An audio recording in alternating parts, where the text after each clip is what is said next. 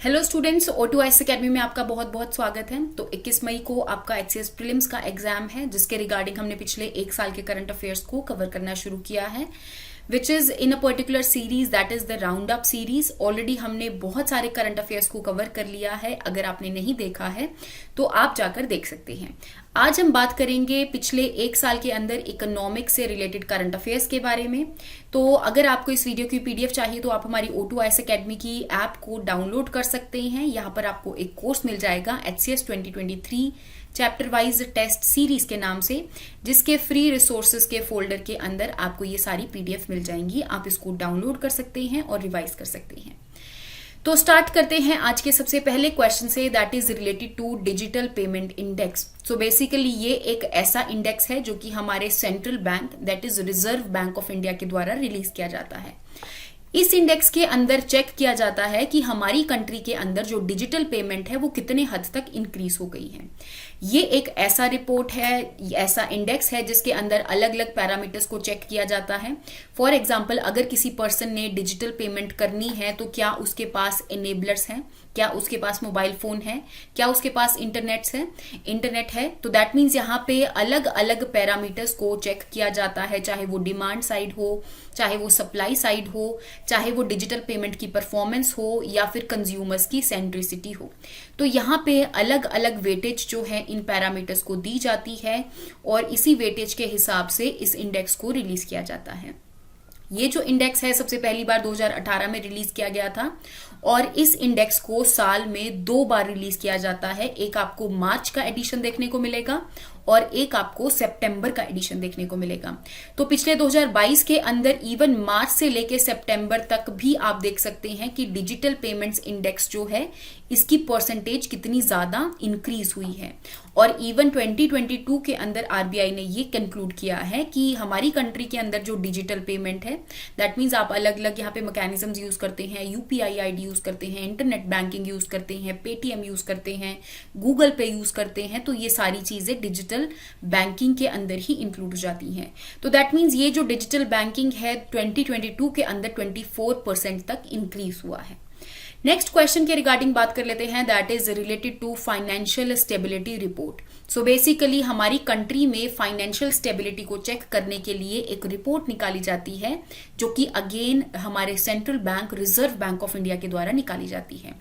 ये भी एक बाई एनुअल रिपोर्ट है, दैट मीन्स आपको इसका भी एक जून का एडिशन और इसका आपको दिसंबर का एडिशन जो है ये देखने को मिलेगा।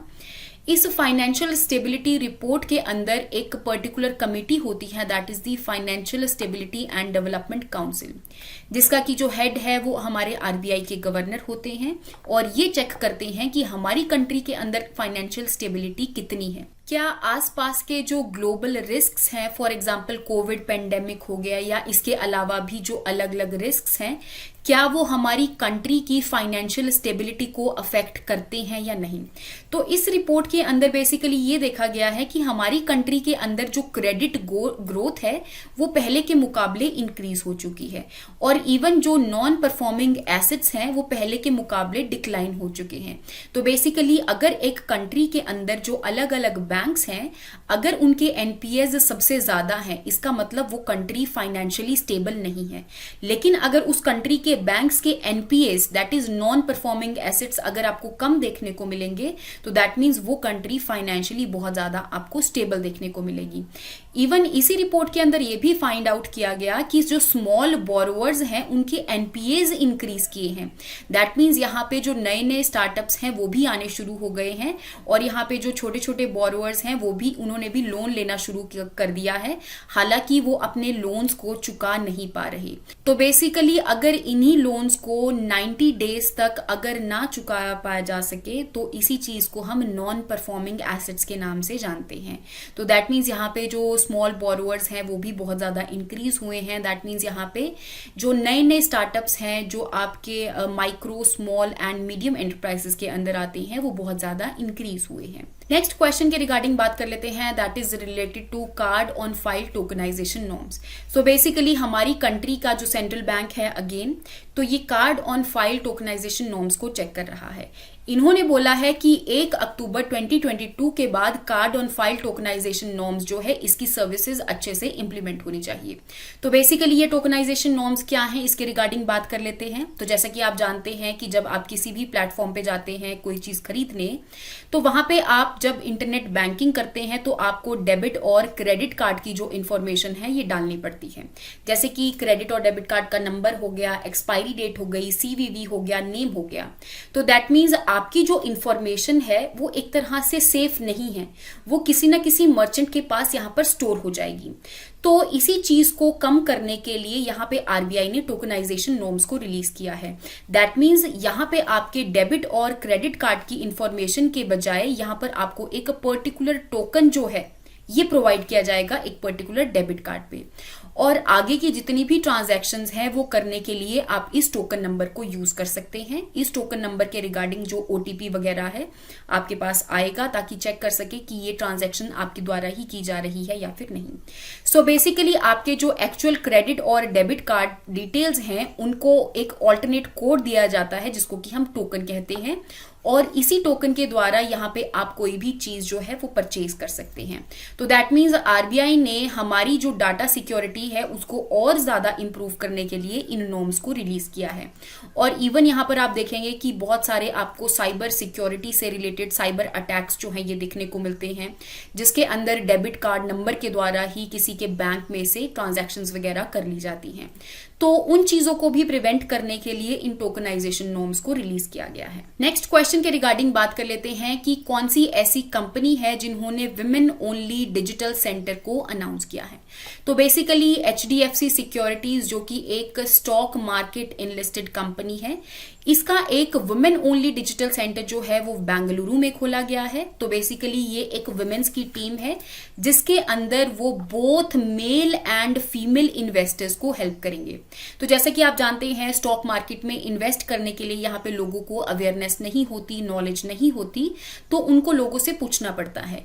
तो HDFC सिक्योरिटीज ने विमेन्स की एक ऑलरेडी टीम बना दी है ताकि यहाँ पे फिजिकल ब्रांचेस को जाके हंट ना करना पड़े, और अल्टीमेटली आप इस टीम से जाकर जो भी चीजें इन्वेस्ट करनी है उसके रिगार्डिंग कोई भी इंफॉर्मेशन ले सकते हैं। नेक्स्ट क्वेश्चन के रिगार्डिंग बात कर लेते हैं, दैट इज रिलेटेड टू कौन से इंस्टीट्यूशन ने inflation expectation survey of house holds को रिलीज किया है। तो बेसिकली हमारे सेंट्रल बैंक अगेन आरबीआई ने एक सर्वे निकाला है, that is inflation expectation survey of house holds. तो बेसिकली ये भी एक बाई एनुअल सर्वे है, दैट मीन्स साल में 2 बार इस सर्वे को कंडक्ट करवाया जाता है, और इस सर्वे के अंदर चेक किया जाता है कि हमारी कंट्री में जो हाउस होल्ड्स हैं वो इन्फ्लेशन के बारे में क्या सोचते हैं। तो इस सर्वे के अंदर 6000 अर्बन हाउस होल्ड्स को पार्टिसिपेट करवाया गया है। फिर उनसे पूछा गया है कि पहले के मुकाबले प्राइस मूवमेंट्स कैसे हुई है, या फिर कौन सी ऐसी गुड्स एंड सर्विसेज हैं जो कि पहले के मुकाबले जिसके रिगार्डिंग जो इन्फ्लेशन है वो इंक्रीज हुई है या फिर डिक्रीज हुई है। तो बेसिकली इस महंगाई के बारे में इन हाउस होल्ड से पूछा जाता है ताकि यहाँ पे हाउस होल्ड के इन्फ्लेशन के रिगार्डिंग जो सेंटीमेंट्स हैं उनको चेक किया जा सके। और जैसा कि आपको पता है कि जितने भी आरबीआई की पॉलिसी है या फिर आरबीआई की जितने भी अलग अलग रूल्स एंड रेगुलेशंस निकाले जाते हैं तो ये इन सर्वे के ऊपर बेस्ड ही निकाले जाते हैं। फॉर एग्जाम्पल अगर इन्फ्लेशन से रिलेटेड अगर कोई भी बेसिस पॉइंट को हाइक करना होगा, डिक्लाइन करना होगा, तो इन सारे इन्फ्लेशनरी प्रेशर्स को चेक किया जाएगा। नेक्स्ट क्वेश्चन के रिगार्डिंग बात कर लेते हैं, that is related to second global hackathon. तो बेसिकली जो हार्बिंगर हैकेथन है वो किसके द्वारा रिलीज की गई है या फिर किसके द्वारा लॉन्च की गई है। तो अगेन हमारा जो सेंट्रल बैंक है that is Reserve Bank of India जो है वो एक हैकेथन को कंडक्ट करवाता है जिसका नाम है हार्बिंगर। तो ये सेकंड टाइम इस हैकेथन को कंडक्ट करवाया गया है और आपको हार्बिंगर के अंदर आरबीआई नाम भी देखने को मिलेगा। इस साल का जो थीम था that is inclusive digital services. So basically ये एक ऐसी हैकेथन है जिसके अंदर लोग जो है वो पार्टिसिपेट करते हैं और अलग अलग प्रॉब्लम से रिलेटेड इनोवेटिव सॉल्यूशंस जो हैं ये प्रोवाइड करते हैं। फॉर एग्जाम्पल अगर ट्रांजैक्शंस पर सेकंड को इंक्रीज करना हो तो यहाँ पे अलग अलग जो कंपनीज है, अलग अलग जो पार्टिसिपेंट्स हैं वो पार्टिसिपेट करेंगे, अपने इनोवेटिव आइडियाज प्रोवाइड करेंगे कि कैसे ट्रांजैक्शंस पर सेकंड को इंक्रीज किया जा सकता है। जैसे कि आप जानते हैं कि आगे आने वाले टाइम में जो डिजिटल पेमेंट्स हैं वो बहुत ज्यादा इंक्रीज हो जाएंगी, तो इसी के रिगार्डिंग ट्रांजैक्शंस पर सेकंड के हिसाब से यहाँ पर बहुत ज्यादा एफिशिएंसी होनी चाहिए। तो इसी के रिगार्डिंग इनोवेटिव सोल्यूशंस प्रोवाइड करने के लिए इस हैकेथन को लॉन्च किया गया है। इवन यहाँ पे आप देख सकते हैं और भी इनोवेटिव आइडियाज प्रोवाइड करने के लिए कि कैसे डिजिटल बैंकिंग को इजी बना दिया जाए दिव्यांग पीपल के लिए। तो इन सारे प्रॉब्लम्स के रिलेटेड जो सोल्यूशंस हैं इस हार्बिंगर हैकेथन के अंदर लोगों के द्वारा प्रोवाइड किए जाते हैं। नेक्स्ट क्वेश्चन के रिगार्डिंग बात कर लेते हैं, that is related to currency swap agreement. तो basically SAARC currency swap framework के अंदर आरबीआई ने मालदीव्स मॉनेटरी अथॉरिटी के साथ एक एग्रीमेंट को साइन किया है जिसका की नाम है करेंसी स्वैप एग्रीमेंट। जिसके कि अगर मैं हिस्टोरिकल बैकग्राउंड के बारे में बात करूं तो सार्क का जो करेंसी स्वैप फैसिलिटी है वो 2012 में शुरू हुई थी और इसके अंदर जितने भी यहाँ पे आपको सार्क कंट्रीज देखने को मिलेगी, इन कंट्रीज ने अगर कोई ना कोई बाइलेटरल एग्रीमेंट को साइन किया है तो ये कंट्री अपनी करेंसी का स्वैप कर सकती हैं। तो बेसिकली होता क्या है कि यहाँ पे दो कंट्रीज जब कोई एग्रीमेंट साइन करती हैं, उनके अंदर जो अथॉरिटीज होती हैं, for example Maldives monetary authority है और हमारी इंडिया की यहाँ पे आरबीआई है, तो यहाँ पे इस एग्रीमेंट के द्वारा ये अपनी करेंसीज को स्वैप कर सकती हैं। दैट मीन्स यहाँ पे फॉर एग्जाम्पल हम अभी जो रिसेंटली करेंसी स्वैप एग्रीमेंट हुआ है उसमें मालदीव्स जो है वो $200 मिलियन तक के जो विड्रॉल्स है वो आरबीआई से किसी ना किसी करेंसी में कर सकता है। और जब ये फ्रेमवर्क साइन हुआ था तो उस टाइम पे बोला गया था कि ये जो करेंसी का स्वैप है ये डॉलर्स में हो सकता है, यूरोज में हो सकता है और इंडियन रुपीज में हो सकता है। अगर कोई भी कंट्री इंडियन रुपीज में ज्यादा ट्रांजैक्शन करेगी तो उसको ज्यादा कंसेशंस जो हैं ये प्रोवाइड किए जाएंगे। तो बेसिकली आप जानते ही हैं कि जो ग्लोबली जो करेंसी है उनकी फ्लक्चुएशन होती रहती है। यूएस डॉलर के मुकाबले इंडियन रुपी जो है वो गिरता रहता है, इंक्लाइन होता रहता है, डिक्लाइन होता रहता है। तो उसी चीज को प्रिवेंट करने के लिए कि इंडियन रुपी पे इतना ज्यादा इफेक्ट ना पड़े तो ये सारे के सारे जो करेंसी स्वैप एग्रीमेंट्स हैं इनको साइन किया जाता है। अब नेक्स्ट हम बात कर लेते हैं सार्क के बारे में। तो सार्क जो है 1985 के अंदर एक चार्टर साइन किया गया था ढाका बांग्लादेश के अंदर, that is a SAARC charter. तो जितने भी साउथ एशियन कंट्रीज आपको देखने को मिलेगी तो बेसिकली सार्क के अंदर that is a south Asian association for regional cooperation. तो इस सार्क के अंदर आपको अफगानिस्तान, पाकिस्तान, इंडिया, नेपाल, भूटान, बांग्लादेश, श्रीलंका एंड मालदीव्स जो है ये देखने को मिलेगी। टोटल 8 कंट्रीज हैं ताकि यहाँ पे साउथ एशियन कंट्रीज जो हैं वो एक दूसरे के साथ रीजनली कोऑपरेट कर सके। जैसे कि इसी कोऑपरेशन के अंदर ये करेंसी स्वैप एग्रीमेंट को भी साइन किया गया है। नेक्स्ट क्वेश्चन के रिगार्डिंग बात कर लेते हैं, that is related to domestic systemically important banks. तो बेसिकली हमारी कंट्री के अंदर जो डोमेस्टिकली इंपॉर्टेंट बैंक्स हैं इनकी लिस्ट निकाली जाती है और ये जो लिस्ट है आरबीआई के द्वारा निकाली जाती है। तो हमारी कंट्री के अंदर जो बहुत ज्यादा इंपॉर्टेंट बैंक्स हैं, डोमेस्टिकली इंपॉर्टेंट बैंक्स हैं, उनकी लिस्ट के अंदर आपको एसबीआई, एचडीएफसी, आईसीआई जो है ये देखने को मिलेगा। दैट मीन्स ये ऐसे बैंक्स हैं अगर ये बैंक फेल हो जाए तो हमारी कंट्री के अंदर फाइनेंशियल इंस्टेबिलिटी आ सकती है, क्योंकि यहाँ पे आपको देखने को मिलेगा कि हमारी कंट्री के जो सबसे ज्यादा कस्टमर्स हैं वो इन बैंक्स के अंदर ही देखने को मिलते हैं। दैट मीन्स इन बैंक्स को हम ये भी बोल सकते हैं that is too big to fail banks. अगर मैं इस लिस्ट के बारे में बात करूं तो 2014 से इस लिस्ट को निकाला जा रहा है और जिसके अंदर अलग अलग बकेट्स के अंदर यहाँ पे इन बैंक्स को इंक्लूड किया जाता है और इवन यहाँ पे एक एलिजिबिलिटी क्राइटेरिया रहता है। दैट मीन्स इन बैंक की जो जीडीपी है वो 2% के बियॉन्ड होनी चाहिए, तभी ये जो बैंक्स हैं डोमेस्टिक सिस्टेमिकली इंपॉर्टेंट बैंक्स की लिस्ट में इंक्लूड हो जाएंगे। तो आपने याद रखना है SBI, HDFC and ICICI bank जो है वो हमारी कंट्री के डोमेस्टिक सिस्टेमिकली इंपॉर्टेंट बैंक्स हैं। नेक्स्ट क्वेश्चन के रिगार्डिंग बात कर लेते हैं, दैट इज रिलेटेड टू कि आरबीआई ने अगेन एक सर्वे जो है इसको कंडक्ट करवाया है, that is financial literacy and inclusion survey. तो बेसिकली डिजिटल बैंकिंग जो है वो धीरे धीरे इंक्रीज हो रही है, तो डिजिटल बैंकिंग के लिए यहाँ पे लोगों की फाइनेंशियल इंक्लूजन भी करना पड़ता है। दैट मीन्स यहाँ पे उनका जो बैंक अकाउंट है ये भी खोलना पड़ता है। तो इस फाइनेंशियल इंक्लूजन के रिगार्डिंग किन लोगों को बहुत ज्यादा नॉलेज है, तो दैट मीन्स इसके अंदर आपको 3 पैरामीटर्स जो है ये देखने को मिलेंगे। The first one is financial knowledge, second is attitude and the third one is behaviour. तो दैट मीन्स फाइनेंशियल इंक्लूजन करवाने के लिए पहली बात तो लोगों को नॉलेज होनी चाहिए, दूसरी बात उनका पॉजिटिव एटीट्यूड होना चाहिए कि वो जाकर बैंक्स में अपने बैंक अकाउंट जो है उसको खुलवाएं, और बिहेवियर होना चाहिए, दैट मीन्स उन बैंक अकाउंट जिसको कि खुलवाया है उसका अच्छे से यूटिलाइज भी कर सकें। तो बेसिकली इसी फाइनेंशियल लिटरेसी को चेक करने के लिए यहाँ पे इस सर्वे को कंडक्ट करवाया जाता है, और ये देखा गया है कि अर्बन और रूरल पॉपुलेशन के अंदर जो फाइनेंशियल लिटरेसी है वो ऑलमोस्ट बराबर है। लेकिन अगर पहले के मुकाबले देखा जाए तो यहाँ पर आपको बहुत ज्यादा लैक ऑफ फाइनेंशियल लिटरेसी देखने को मिलेगी both rural and urban areas के अंदर। नेक्स्ट क्वेश्चन के रिगार्डिंग बात कर लेते हैं। तो रिसेंटली आरबीआई ने रशिया के एक बैंक को हमारी कंट्री में वॉस्त्रो अकाउंट खोलने के लिए अलाउ किया है। तो इसके रिगार्डिंग बात कर लेते हैं कि वॉस्त्रो अकाउंट और नॉस्त्रो अकाउंट बेसिकली होते क्या हैं। तो यहाँ पे आपको देखने को मिलेगा कि रशिया के अंदर यहाँ पे 2 इंपॉर्टेंट बैंक्स हैं, एक तो आपका सेबर बैंक है और दूसरा आपका वीटीबी बैंक है, जो कि रशिया के first and second largest banks हैं। दूसरी तरफ हमारी कंट्री के अंदर आपको टोटल 9 बैंक्स देखने को मिलेंगे जिसको कि आरबीआई ने वॉस्त्रो और नॉस्त्रो अकाउंट खोलने के लिए अलाउ कर दिया है। तो बेसिकली होता क्या है, फॉर एग्जांपल इंडिया है और रशिया है। रशिया के अंदर यहाँ पे 2 बैंक्स हैं और इंडिया के अंदर आपको 9 बैंक्स देखने को मिलेंगे। तो ये जो 9 बैंक्स हैं ये अपने अकाउंट इन 2 बैंक्स के अंदर जाकर खोल सकते हैं। अब क्योंकि ये 9 के 9 इंडिया के बैंक हैं और ये जाकर अगर कोई भी अकाउंट रशिया के किसी बैंक में खोलेंगे और स्पेसिफिकली इन 2 बैंक्स के अंदर खोलेंगे तो इस अकाउंट को हम बोलते हैं नॉस्त्रो अकाउंट। अब जो नॉस्त्रो अकाउंट है इसकी कंडीशन ये होनी चाहिए कि जिस भी कंट्री के अंदर इस अकाउंट को खोला गया है वो उसी कंट्री की करेंसी में होना चाहिए।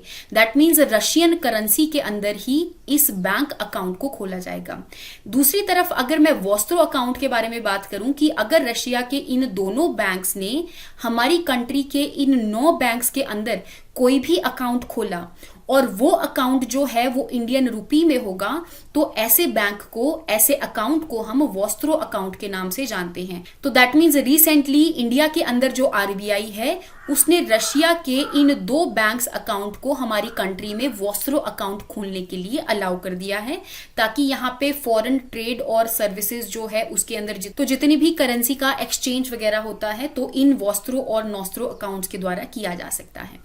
नेक्स्ट क्वेश्चन के रिगार्डिंग बात कर लेते हैं, दैट इज रिलेटेड टू दक्ष। तो बेसिकली आरबीआई ने एक प्लेटफॉर्म को लॉन्च किया है जिसका कि नाम है दक्ष। तो अगर मैं इस दक्ष प्लेटफॉर्म के रिगार्डिंग बात करूं तो आरबीआई जो है उसके अंडर जितने भी बैंक्स हैं या फिर जितने भी नॉन बैंकिंग फाइनेंशियल इंस्टीट्यूशंस हैं वो सारे के सारे आरबीआई की रूल्स एंड रेगुलेशन के अंदर लाई करते हैं।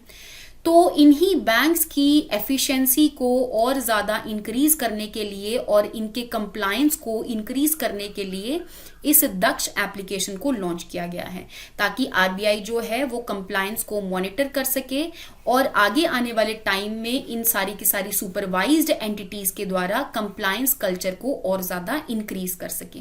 तो बेसिकली ये एक ऐसा प्लेटफॉर्म है जहां पर जितने भी बैंक्स और एनबीएफसीज हैं वो आरबीआई के रूल्स एंड रेगुलेशंस को कंप्लाई करेंगे। नेक्स्ट क्वेश्चन के रिगार्डिंग बात कर लेते हैं, दैट इज रिलेटेड टू फिनक्लूवेशन। तो फिनक्लूवेशन कौन से बैंक के द्वारा लॉन्च किया गया है, that is India post payment bank. तो अगर मैं फिनक्लूवेशन के रिगार्डिंग बात करूं कि अगेन ये एक ऐसा कोलैबोरेशन है जिसके अंदर अलग अलग फिनटेक के जो स्टार्टअप्स हैं ये पार्टिसिपेट करते हैं और अल्टीमेटली ये इस फेस्ट के अंदर या फिर इस हैकेथन के अंदर इनोवेटिव सोल्यूशन प्रोवाइड करते हैं ताकि यहाँ पे हमारी कंट्री में फाइनेंशियल इंक्लूजन को इंक्रीज किया जा सके। तो रिसेंटली ये इंडिया पोस्ट पेमेंट बैंक्स के द्वारा लॉन्च किया गया है।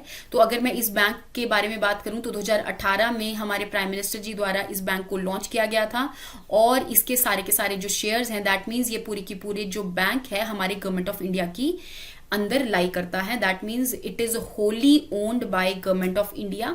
हमारी कंट्री के मिनिस्ट्री ऑफ कम्युनिकेशन के अंदर एक पर्टिकुलर डिपार्टमेंट है, that is the department of post, के अंदर ये बैंक लाई करता है और कॉमन मैन को अलग अलग सर्विसेज जो हैं, जो कि बैंक रिलेटेड सर्विसेज हैं, उन सबको प्रोवाइड करता है।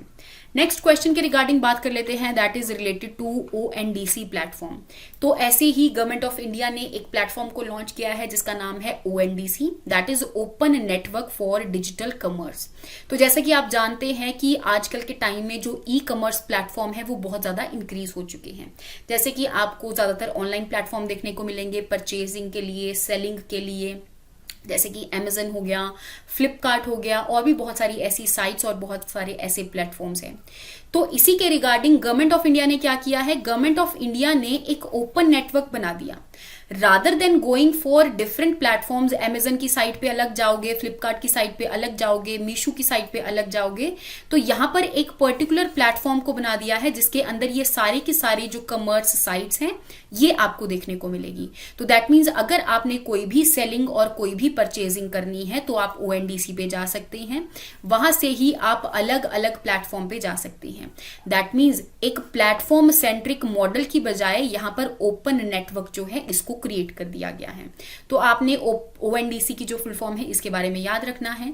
नेक्स्ट क्वेश्चन के रिगार्डिंग बात कर लेते हैं, that is human development report. तो ह्यूमन डेवलपमेंट रिपोर्ट जो है UNDP के द्वारा निकाली जाती है, that is united nation development programme.